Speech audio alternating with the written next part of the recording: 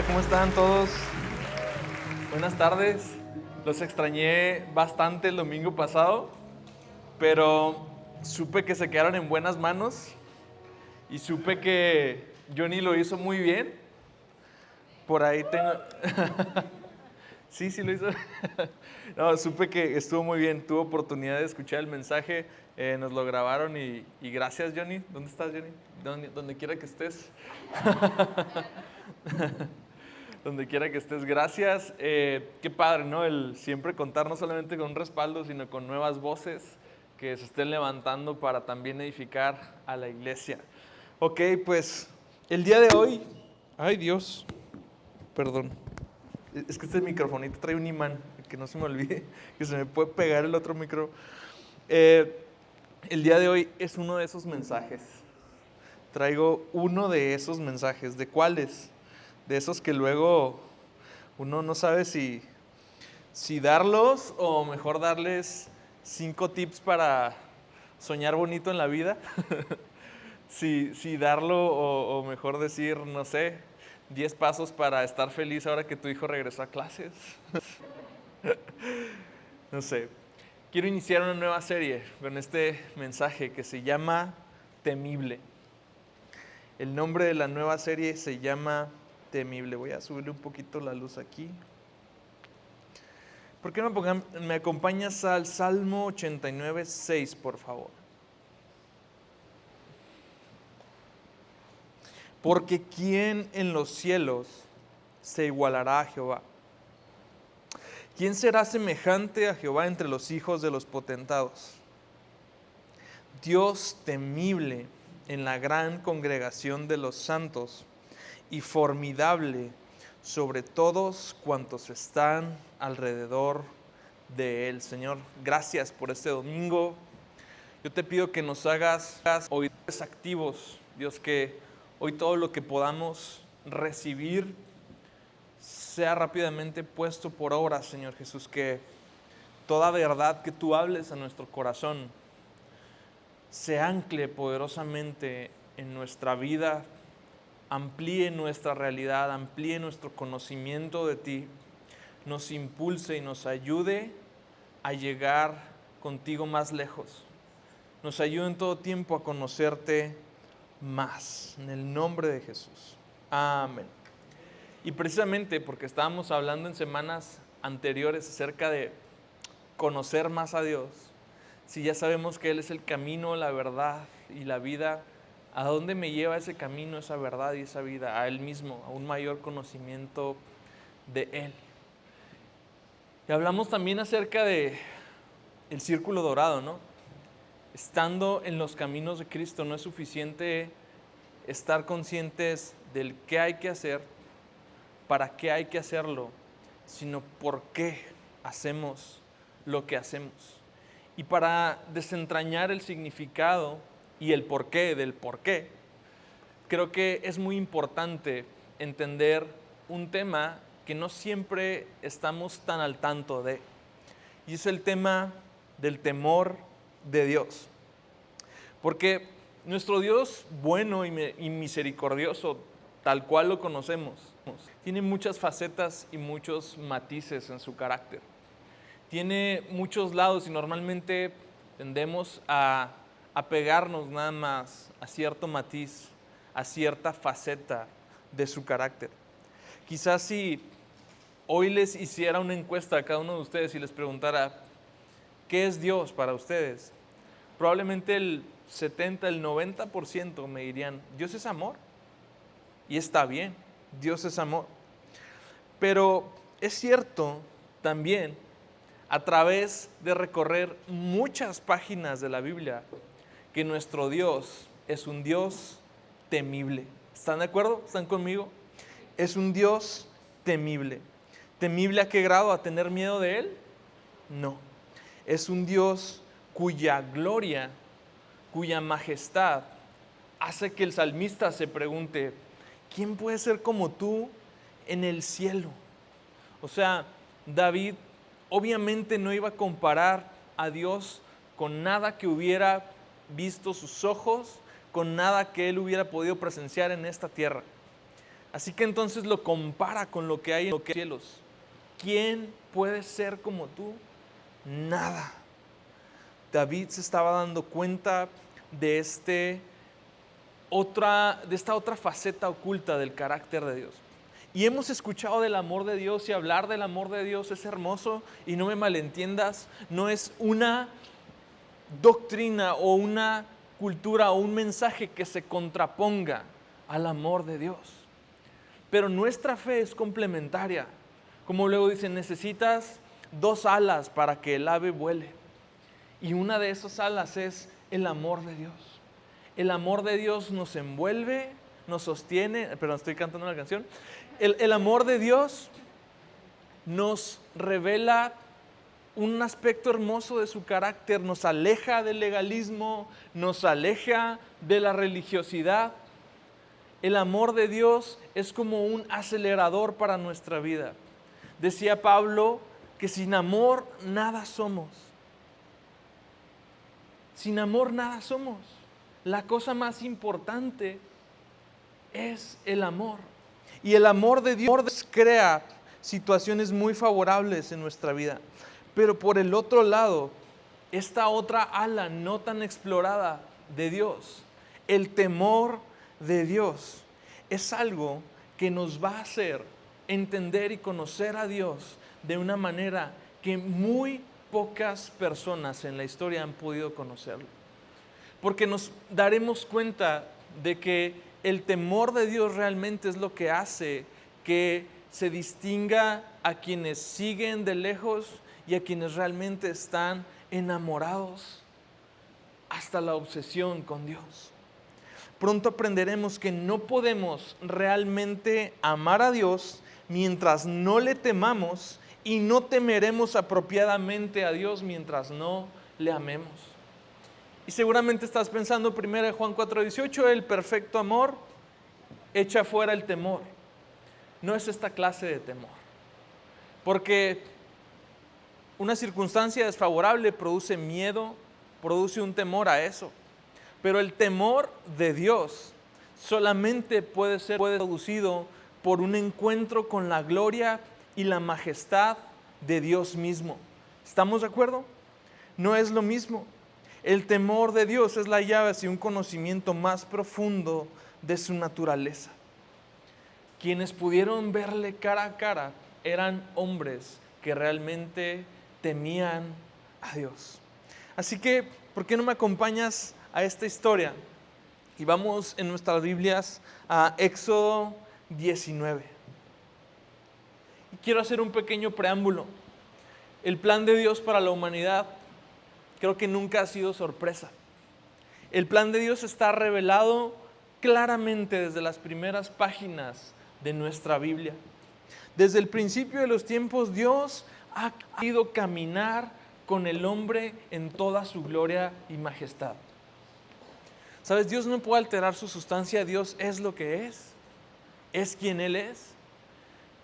Y de esa forma ha querido siempre revelarse al hombre. Y desde esos encuentros, estos paseos por las tardes en el jardín del Edén, Dios sigue buscando caminar con el hombre de esa manera. Y lo hemos conocido y lo hemos visto, y Dios ha hablado y Dios mandó a su Hijo. Pero Jesús, siendo hombre, no anduvo en toda su gloria. Cada vez que Dios se revela en toda su gloria, en toda su majestad, algo sucede en la Biblia. Vimos que un apóstol Juan se sentaba en el regazo del maestro y se decía a sí mismo el apóstol amado, pero luego leemos a este mismo Juan hablando de Jesús en Apocalipsis y dice: cuando lo vi, caí como muerto a sus pies. Porque este es el verdadero Jesús. Este es Jesús en toda su gloria y en toda su majestad. Y en las siguientes páginas, en los siguientes minutos, vamos a ver cómo esta verdad es muy ilustrativa precisamente en Éxodo 19. Porque de la misma manera que Dios nos sacó a nosotros de una vida pasada, hoy está sacando al pueblo de Israel en esta escena.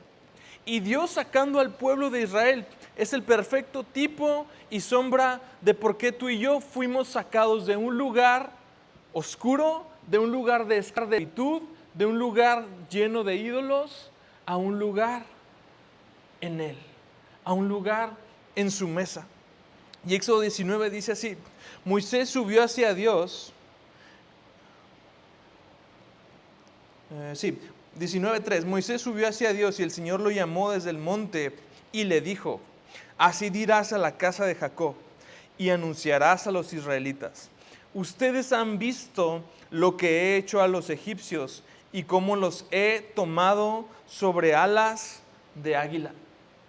¿No es esto una metáfora perfecta de cómo Dios derrotó a nuestros enemigos, de cómo Dios nos sacó de esclavitud, de cómo Dios nos ha dado una vida nueva en Cristo? Sí, y al mismo tiempo Moisés es este tipo de Cristo, es el libertador de nuestras vidas. Cristo es como Moisés para nosotros y nos hizo cruzar un mar de pecado, nos hizo cruzar un mar de lágrimas y dejar todo nuestro pasado enterrado detrás de nosotros, al igual que quedaron enterrados los carros del faraón.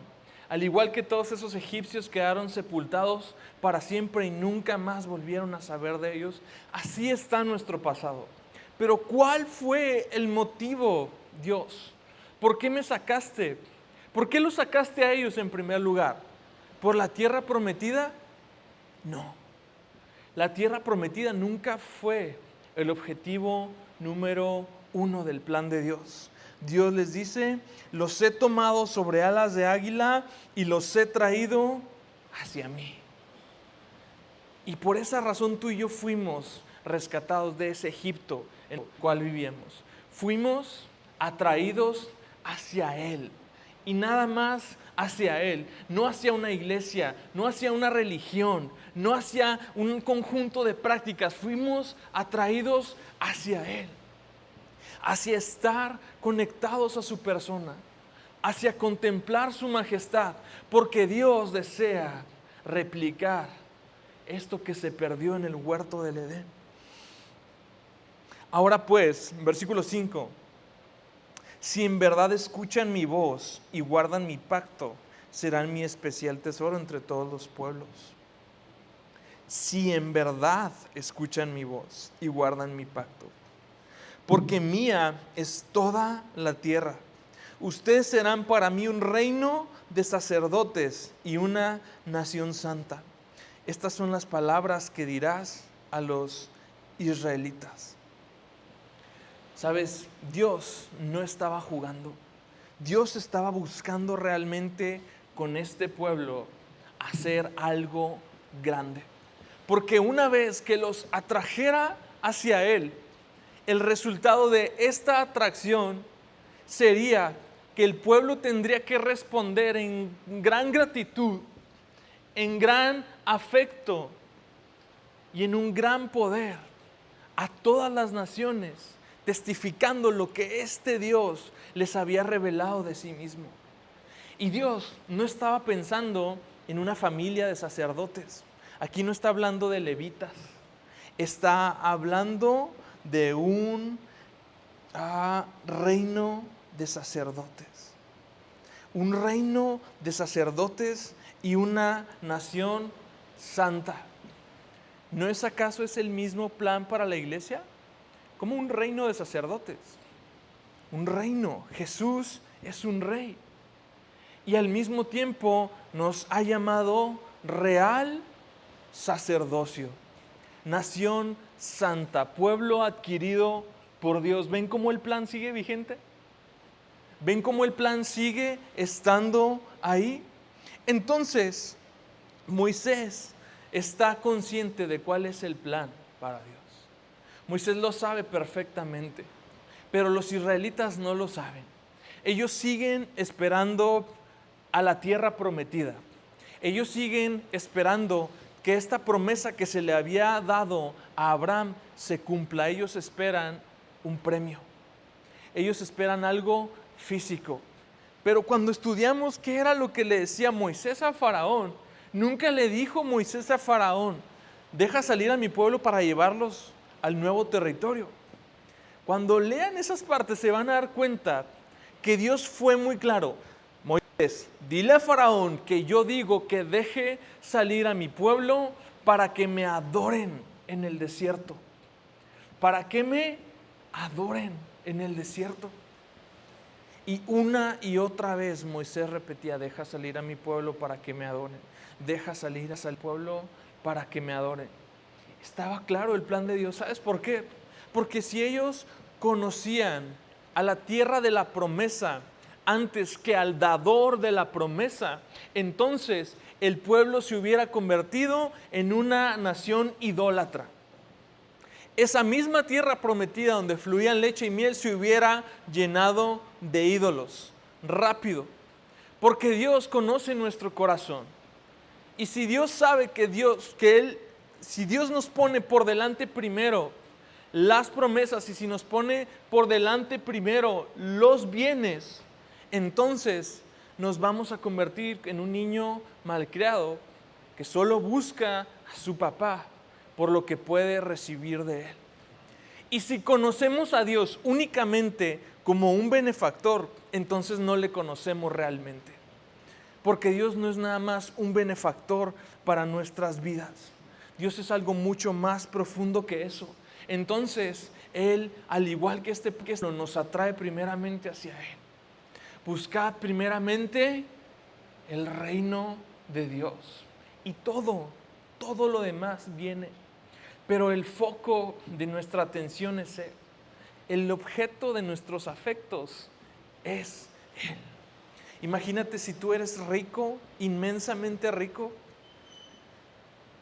Creo que te pasaría exactamente lo mismo. Si tú llegas agitando la bandera cuando quieres relacionar con alguien de yo soy inmensamente rico, entonces vas a tener ahí a las personas probablemente buscándote por las razones correctas. Yo creo que lo que haríamos todos es mostrarnos como realmente somos, para que entonces las personas estuvieran con nosotros por quienes nosotros somos y no por lo que podemos dar. Entonces, estamos con estas tremendas promesas. Y Pablo las rescata, 2 Corintios 7:1, dice: por tanto, amados, teniendo estas promesas, limpiémonos de toda inmundicia de la carne y del espíritu, perfeccionando la santidad. ¿En dónde? En el temor de Dios. No es cosa del Antiguo Testamento. El temor de Dios entonces es esta otra ala que yo necesito para que junto con su amor yo pueda emprender un vuelo que me lleve hasta Él directamente. El temor de Dios me aleja de pecado. El temor de Dios me mantiene alerta. El temor de Dios me hace ver cómo Dios me está viendo en todo tiempo. No puedo huir de Él. Entonces, este pueblo tenía que dejar atrás a Egipto. Este pueblo había salido de Egipto, pero había una situación. Egipto no había salido de su corazón. Y ellos sí habían sido sacados de esa tierra, pero seguían poniéndose muchos moños para con Dios. Seguían siendo un pueblo testarudo. En los primeros 3 meses sacaron el cobre, luego. Porque inmediatamente empezaron, ya no tenemos nada que comer. Y Dios les manda, ahí está el maná. Y luego no tenemos que beber. ¿Para qué nos trajiste, Dios, al desierto a matarnos? Ahí está, agua de la roca. Ahí está, un lago completamente salado. Moisés le echa un madero y el agua se vuelve potable. Y el pueblo ya había visto milagro tras milagro, señal tras señal, y seguía cuestionando a Dios. Así que Dios le hace un llamado a este pueblo y le dice: yo vendré a ti, versículo 9, sigo en el 19, en una densa nube para que el pueblo oiga cuando yo hable contigo. y también te crean para siempre. Entonces Moisés comunicó al pueblo las palabras del Señor. El Señor dijo también a Moisés: ve al pueblo y conságralos hoy y mañana, y que laven sus vestidos, que estén preparados para el tercer día, porque al tercer día el Señor descenderá a la vista de todo el pueblo sobre el monte Sinaí. Y esta sigue siendo un llamado profético para nosotros como iglesia, para mantenernos consagrados, para mantenernos lavando nuestras ropas, para que Egipto, para que esta vida pasada salga de nuestro corazón, porque seguimos esperando este día donde Dios se va a manifestar a nuestras vidas, donde finalmente lo vamos a ver en toda su gloria, y entonces podamos decir: estamos listos para caminar contigo como tú lo has querido desde el principio. Pero Dios necesitaba que este pueblo se consagrara. Sabes, en esos 3 meses, una y otra vez habían querido regresar a Egipto. Una y otra vez este pueblo decía: bueno, pues si como que aquí no me gusta, entonces yo me regreso a ellos, tú sabes. Una y otra vez. Y sabes, lo más irónico es que había alguien que sí tenía todo el derecho de extrañar Egipto. Ese era Moisés mismo. O sea, Moisés creció en el palacio de Faraón, fue criado en toda la sabiduría de los egipcios. Claro que iba a extrañar las mieles de vivir en la realeza de una de las civilizaciones más poderosas del mundo antiguo. Claro que Moisés iba a extrañar Egipto. Irónicamente, los esclavos, los que traían los azotes en la espalda, los que tenían que ir por la paja para hacer los ladrillos, los que estaban haciendo todo un imperio para otras personas, los que eran repudiados, los que eran vistos como la servidumbre de toda una civilización, estaban extrañando Egipto. Estaban extrañando eso. Qué increíble, pero qué real. Entonces Dios dice: ¿sabes qué? No pueden seguir extrañando esto. No pueden seguir estando con un pie a punto de llegar a la tierra prometida y con otro pie listo para regresar a esclavitud. Necesitan consagrarse. Y yo voy a darles el método correcto para relacionarse conmigo y para ser ese reino de sacerdotes que los he llamado a hacer. Y Dios dice: voy a venir a ti en una densa nube para que el pueblo oiga cuando hable contigo y también te crea. Así que conságrense. Entonces Dios le dice esto al pueblo, el pueblo se prepara, se pone: por fin vamos a ver a Dios. Y el resultado, Éxodo 20:18, todo el pueblo percibía los truenos y relámpagos, el sonido de la trompeta y el monte que humeaba. Cuando el pueblo vio aquello, temblaron y se mantuvieron a distancia. Entonces dijeron a Moisés: habla tú con nosotros y escucharemos, pero que no hable Dios con nosotros, no sea que muramos. Esta es una de las escenas más trágicas o más tristes en la Biblia. Y hay otra inmediata: Adán escondiéndose de Dios en el huerto. Porque Dios llega en el huerto otra vez a esta caminata vespertina con la brisa de la tarde, y Adán ya está escondido. Y ahora Dios, nuevamente intentando buscar al hombre, dice: yo me voy a presentar en ese monte. No voy a tener intermediarios.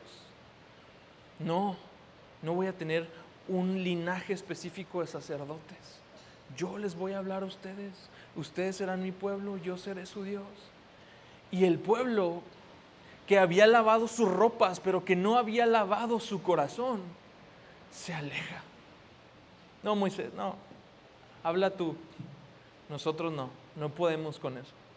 No podemos poner esa imagen de Dios.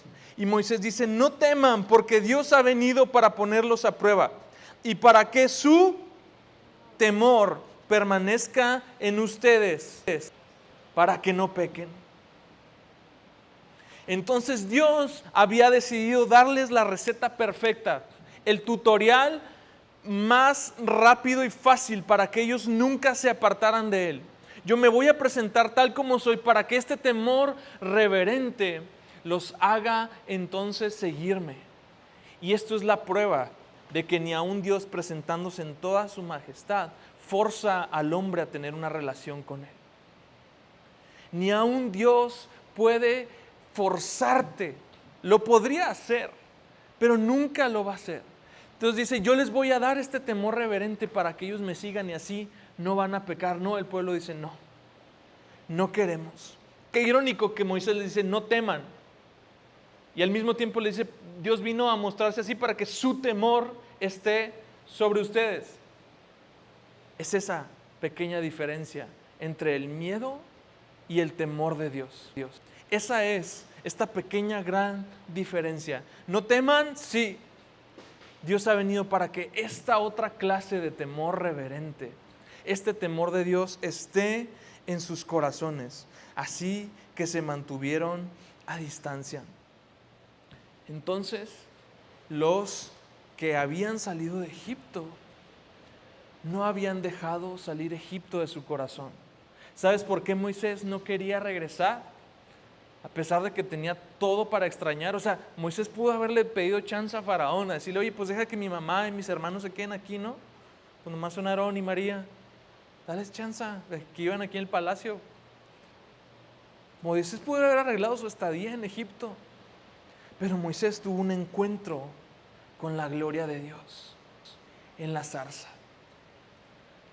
Y la gloria de Dios estaba en esa zarza ardiente y cautivó y trastornó la vida de Moisés para siempre.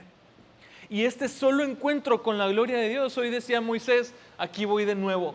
Aquí viene la nube y los truenos, vengan, otra vez. Quiero ir a ver cara a cara al Dios que se manifiesta detrás de todo ese estruendo y detrás de todo ese aparente caos.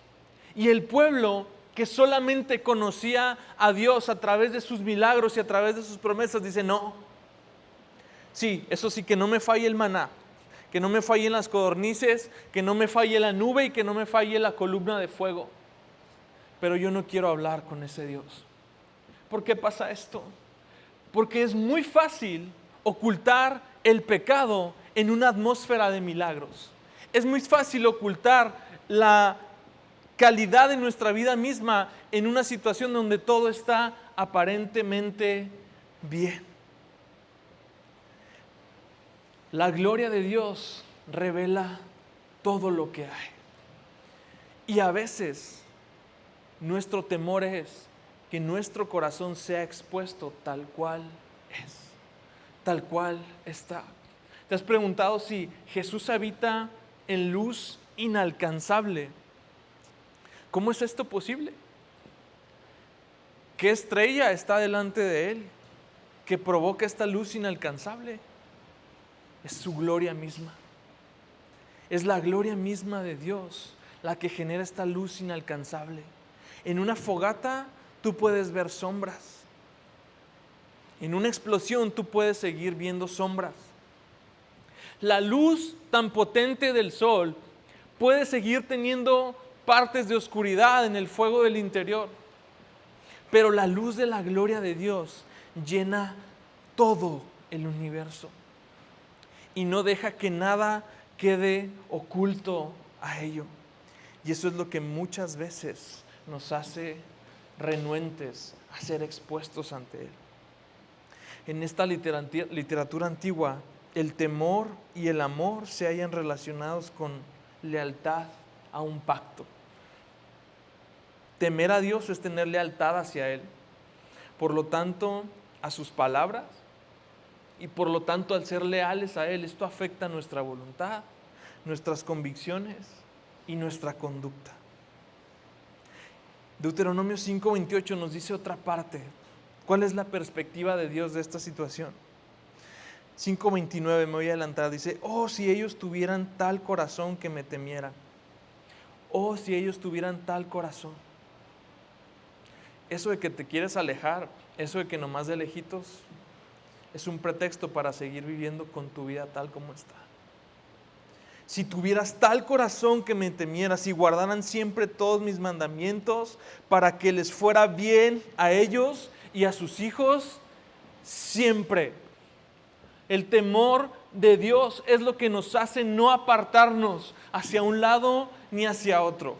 El temor de Dios es lo que nos hace que realmente podamos guardar su pacto.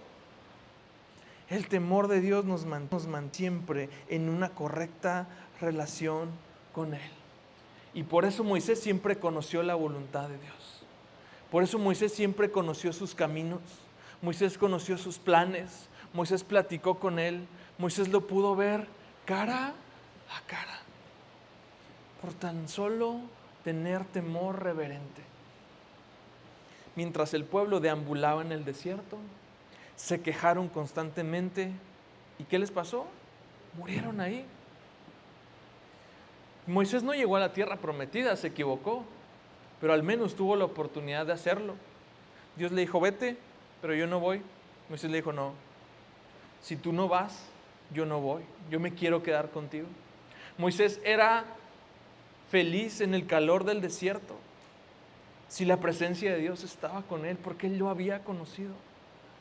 Y el pueblo necio, terco, murió desolado ahí en el calor de ese desierto. Y luego avanza nuestra historia. ¿Cuál es la consecuencia que tiene el pueblo de no haber vivido en el temor de Dios? Éxodo 32, voy a tratar de parafrasear esto.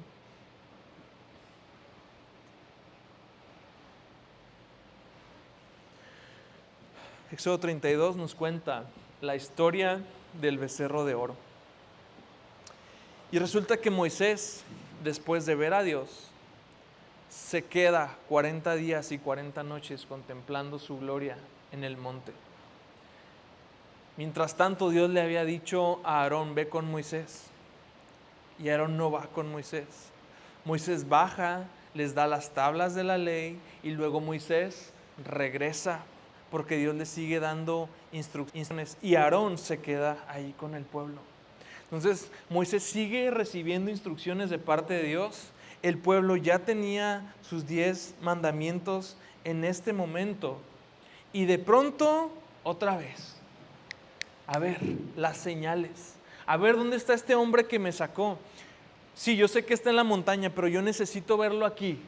Yo necesito aquí la presencia de Moisés. Y están otra vez los del pueblo. Cuando el pueblo vio que Moisés tardaba en bajar del monte, la gente se congregó alrededor de Aarón y le dijeron, levántate, haznos un Dios que vaya delante de nosotros. En cuanto a este Moisés, el hombre que nos sacó de la tierra de Egipto, no sabemos qué les haya acontecido. ¿Y qué dijo Aarón? El líder, el futuro sacerdote del pueblo. No, nos acaba de dar Dios unas tablas de piedra que dicen, no te harás imagen ninguna semejanza. No, dice, a ver, pues préstenme sus aretes.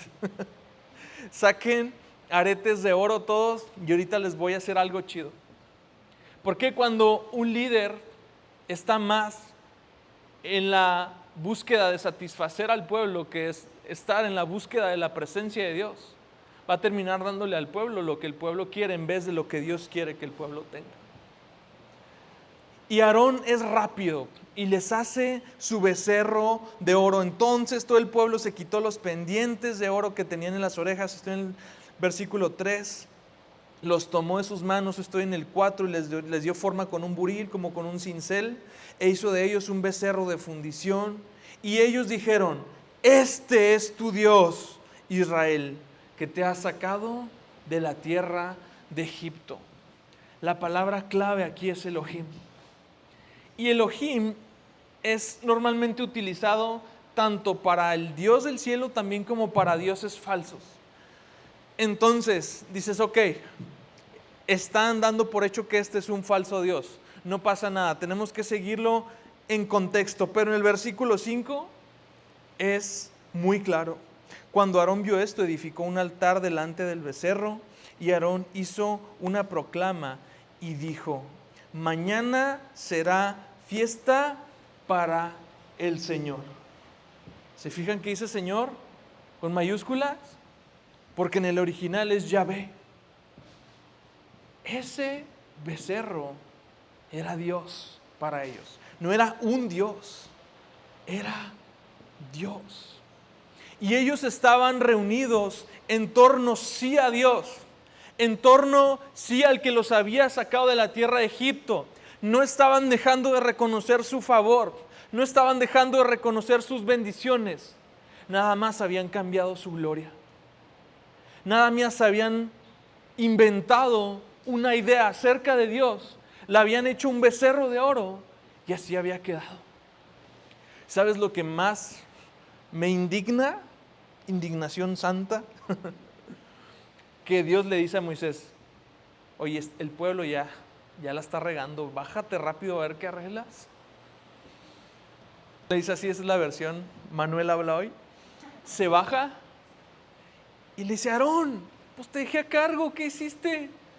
Dice: pues ellos me dieron sus zarcillos y yo los aventé al fuego y salió este becerro.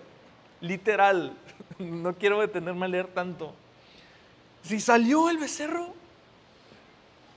Y yo me pregunto, Dios, neta, Aarón se merecía que lo fulminaras ahí en el acto, así, pero de una manera bien estrepitosa, que se abriera la tierra y al mismo tiempo que se abre la tierra cayera fuego, entonces mientras se va cayendo se va quemando, algo así bien escandaloso, ¿no? Es para que se despierten porque están muy serios. Y no, ¿qué pasaba con Aarón? Yo creo que lo que estaba pasando con Aarón es que durante 83 años en Egipto, él había crecido con esa imagen de Dios. Y él solo estaba dándole a Dios la imagen que la sociedad había construido. ¿Sí? No, Aarón, ese becerro no salió por sí solo, ese becerro estaba en tu corazón. Todo lo que aprendiste de la sociedad egipcia fue adorar vacas, como lo hacían los egipcios. Y ahora estás tú mismo dándole forma al Dios que se reveló ahí, pero una forma que la sociedad ha construido en tu corazón. Dice Romanos 1:21 al 23. Pues habiendo conocido a Dios, no le glorificaron como a Dios, ni le dieron gracias, sino que se envanecieron en sus razonamientos y su necio corazón fue entenebrecido. Profesando ser sabios, se hicieron necios y cambiaron la gloria del Dios incorruptible en semejanza de imagen de hombre corruptible. Yo me pregunto si actualmente hemos llegado a cambiar la gloria de Dios. Si nos hemos hecho nuestro propio Dios a nuestra imagen y semejanza. Si el Dios que adoramos es producto del concepto que la sociedad teje de nosotros. Si nos es más cómodo hacer una imagen de Él. ¿Por qué? Porque el Dios que realmente nos sacó de esta vida pasada es un Dios que demanda. Es un Dios temible. Es un Dios que impone. Entonces, quizás estamos rindiendo culto a un Dios impostor.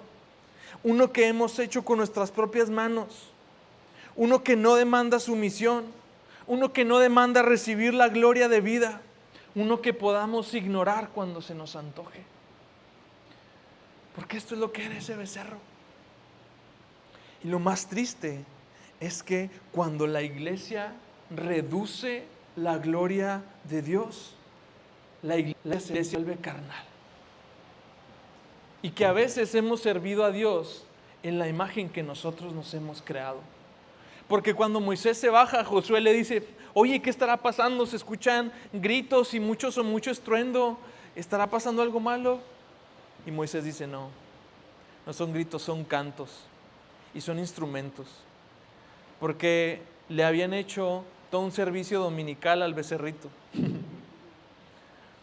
Porque se levantaron un domingo en la mañana, no sabemos si era domingo, estoy dramatizando.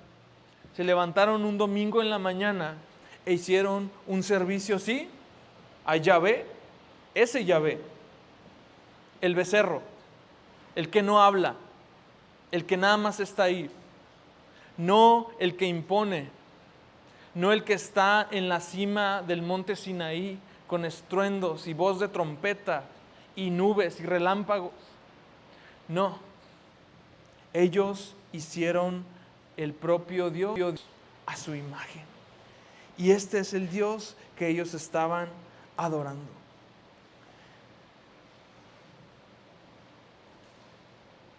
Quienes cambian la gloria de Dios son aquellos que nunca le han conocido realmente. O quienes habiéndole conocido, nunca permitieron que el temor de Dios echara raíces en su corazón. Y ahora el pueblo está adorando a un Dios, pero a un Dios impostor. Y sabes, hoy en la actualidad, el mundo sigue haciendo a su propio Dios. A veces la iglesia predicamos a Jesús como un alivio de este Dios. Sí, porque este Dios del Antiguo Testamento es vengativo, es celoso, es fuerte.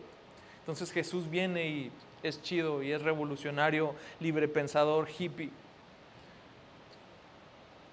Pero Jesús es ese mismo Dios. Él es la imagen del Dios invisible. Y Jesús se hizo hombre únicamente para demostrarnos que se puede padecer como hombre y aún así salir vencedor del pecado. Y se hizo hombre únicamente para morir por nosotros y hacer posible la redención de una raza que estaba condenada a la destrucción. Y de pronto se nos olvida que esta ira que estaba en el monte, o esta ira que se reflejaba en ese estruendo en el monte, era la ira que estaba a punto de caer sobre la humanidad. Pero no cayó sobre la humanidad, cayó sobre la cruz. Cayó sobre Él mismo. Entonces este Jesús hippie de pronto se empieza a tambalear, ¿no crees? Porque a veces este Jesús hippie solo está ahí para que sea humano como nosotros y para que humano como nosotros pueda justificar el que permanezcamos sin consagrarnos a Él. Entonces, yo sigo adorando a Dios, entre comillas, pero lo único que hago es seguir adorándome a mí mismo. Y este es el humanismo que está tan presente en todos lados. Este es el culto a la personalidad que lo puedes cortar con un cuchillo, hasta en varias iglesias. ¿Por qué? Porque de pronto decidimos cambiar la gloria de Dios y servirle conforme a la imagen que nosotros mismos nos hicimos de Él. Hemos forjado una imagen de Dios de papá bueno en el cielo que quiere darnos todo lo que le pedimos y cuando lo queramos. Y esto produce una iglesia carnal. Esto produce una obediencia fingida por razones egoístas. No existe un verdadero respeto por su autoridad, el señorío y la gloria de Dios. Así que el día que no recibamos lo que queramos, simple y sencillamente podemos fabricar nosotros o podremos irlo a buscar a otro lugar y bajo nuestros propios términos. Vamos a ser cristianos de papel si no comprendemos que hay más acerca de Él que debemos conocer y aprendamos a buscar su rostro antes que sus manos. Si hoy nuestro corazón está luchando con la idea de que nuestro Dios es temible, entonces esta perspectiva necesita ampliarse. Entonces necesitamos darnos cuenta que nuestra mente necesita expandirse y renovarse. Porque nuestro Dios es bondadoso, misericordioso, amoroso, sí, pero también es un Dios temible. Y el temor de Dios es precisamente lo que nos hace conocerlo más a fondo. Salmo 25:14 dice: la comunión íntima de Jehová es con los que le temen, y a ellos hará conocer su pacto. A ellos, a los que le temen. No quiero que en esta mañana tu imagen de Dios se vuelva lejana o distante y y de pronto dudes del amor. Quiero que entendamos que una vía de relación correcta con Él es precisamente el temor de Dios. Y que el temor de Dios tiene que estar presente en nuestros corazones de la misma manera que está el amor de Él. Y que durante muchos años de tu vida el temor de Dios va a ser lo que te sostenga a ti y a tus generaciones. Durante toda mi juventud, esto fue el conocer esto me ayudó a saber que podría intentar separarme, pero que no podía llegar muy lejos. Platicábamos una vez Johnny y yo, y le decía, es que el cristianismo siento que me arruinó desde joven. ¿Me arruinó en qué sentido? Que siento que puedo agarrar monte, pero que pues no puedo llegar muy lejos. De verdad, sí tengo temor de Dios. Sí me dolía el saber que estaba haciendo cosas que no debía, que estaba viendo cosas que no debía, que estaba pensando cosas que no debía, que estaba llevando un doble estilo de vida en muchas ocasiones. Y eso es lo que finalmente te hace regresar. Se cuenta el testimonio de un gran hombre de Dios en los 80s llamado Jim Bakker. Jim Bakker fue de estos primeros televangelistas muy famosos. Y Jim Bakker tuvo su propio canal de televisión, un montón de seguidores y con ello mucho dinero. Y con ello vino la fama y con la fama vinieron las tentaciones. Y Jim Bakker empezó a caer en fraudes. La gente mandaba donaciones con las cuales él no hacía nada y se las quedaba. Y el clavo en el ataúd de su ministerio fue el adulterio. Finalmente Jim Bakker es juzgado a 5 años de cárcel por los fraudes cometidos. Y un día recibe una visita de otro pastor en la cárcel. Y este pastor es quien cuenta el testimonio y dice, yo vi a Jim Bakker realmente quebrantado. Y asimismo me impresionó cómo Dios lo había transformado en el quebranto. Y Jim Bakker decía, esta prisión no es juicio de Dios, es la misericordia de Dios. Porque si yo hubiera seguido así, no sabría dónde hubiera terminado mi vida. Y su interlocutor le pregunta, ¿en qué punto dejaste de amar a Dios como para separarte así, para agarrar monte? Y Bakker dice, no, nunca dejé de amar a Dios.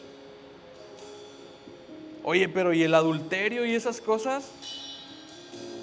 Nunca dejé de amar a Dios. Simplemente dejé de temerle. Simplemente dejó de ser la autoridad suprema sobre mi vida. ¿Sabes?